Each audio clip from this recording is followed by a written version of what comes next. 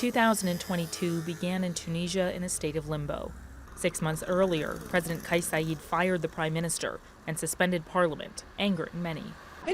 In an instant, on July 25th, our rights, our freedoms, everything disappeared. It is impossible for us to give up. We will continue to mobilize until the return of our rights and freedoms. In March of 2022, Saied dismissed the parliament altogether. Many criticized the move, saying the Tunisian constitution didn't allow for unchecked power. But Saied responded by writing a new one that allowed him greater powers and putting it to a public referendum.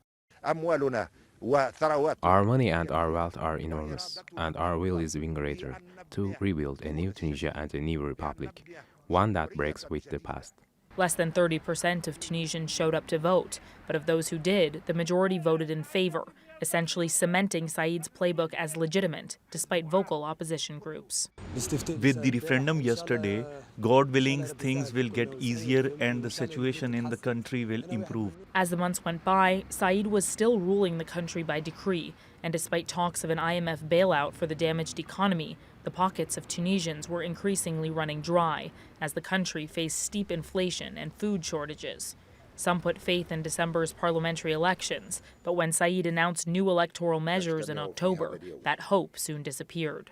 There are several reasons why there is no interest in these elections. First, the major parties are boycotting. Second, it was all done unilaterally, so there was no discussion and interest in the elections. Third, there is no public funding. Candidates run on their own money, and they are mostly ordinary people who do not have much money. The new measures led to calls for an electoral boycott from some of Tunisia's most prominent institutions and parties, and voters took the call seriously. Only about 10% of Tunisians cast ballots, a record low that reignited calls for Saied to step down.